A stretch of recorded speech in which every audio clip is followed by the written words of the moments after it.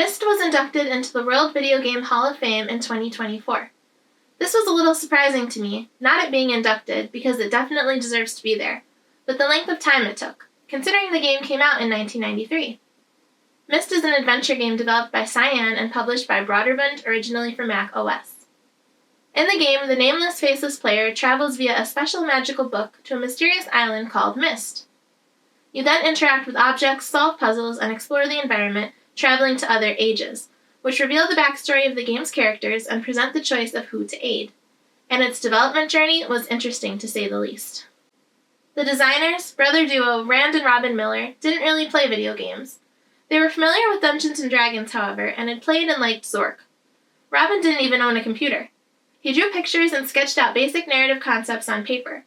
All of their early games were non-linear story games designed for kids: The Manhole, Cosmic Osmo, and Spelunks.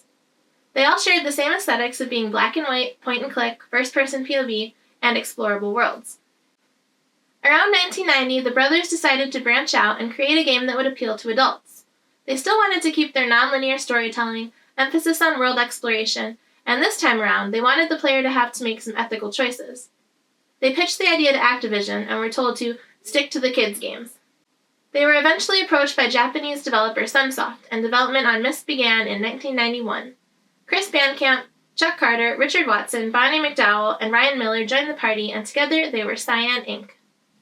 Cyan playtested the entire game in a D&D campaign to identify any large issues before entering full production, sticking to their roots.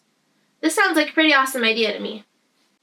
When Myst first hit the market, it made a big and rippling splash. Released at a time when most popular games were fast-paced, action-oriented, and visually noisy, Myst arrived as a slow, contemplative, almost meditative experience, built around exploration, atmosphere, and environmental storytelling rather than reflexes or combat. Because CD-ROMs were still a novelty at the time, the game quickly became a showcase title for the medium, selling hundreds of thousands of copies in its first year and eventually becoming the best-selling PC game of the entire 1990s. Public sentiment was sharply divided but intensely engaged. Many players were captivated by its painterly visuals, haunting sound design, and sense of lonely wonder, while others found it frustratingly opaque or barely a game at all. Critics, however, largely praised Myst for expanding public understanding of what video games could be, less as toys or arcade challenges, which of course have their own perks and merits, and more as immersive worlds meant to be inhabited, pondered, and slowly uncovered. Its success helped legitimize games as a cultural and artistic medium, bringing in entirely new audiences who would never consider themselves gamers at all. In interviews, Robyn Miller had made it clear that Myst had been designed to appeal to non-gamers, a bridge or a gateway of sorts, baby's first computer game.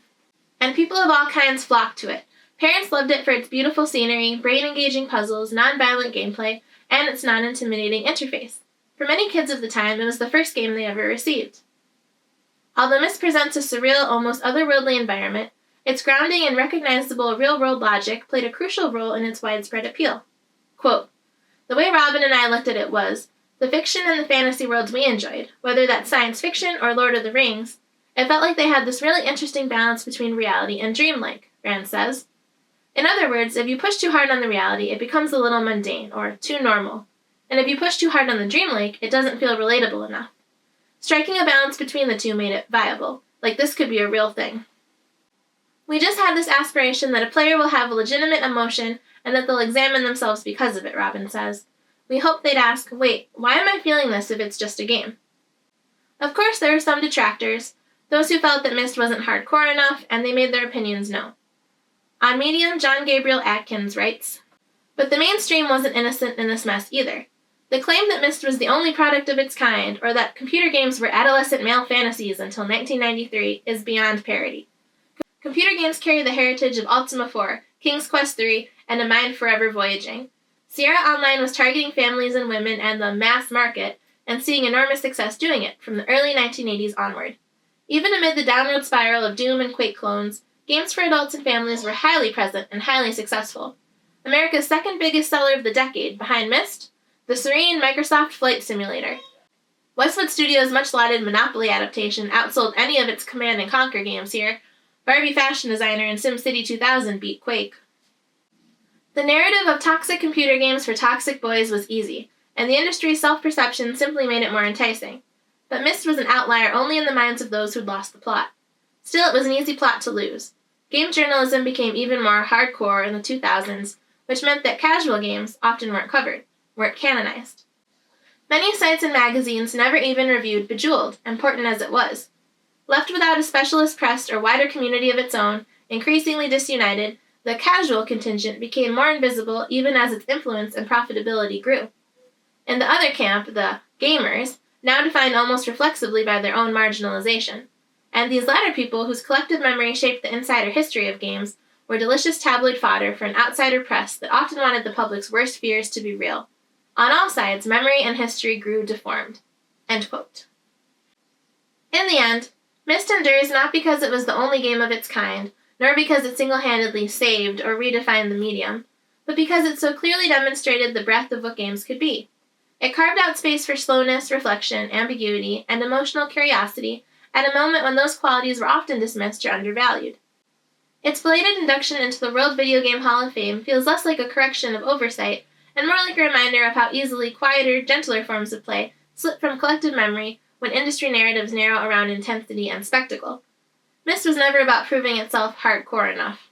It was about trust that players could and would linger, wander, and feel in entirely virtual worlds, and maybe learn something about themselves and their own world in the process.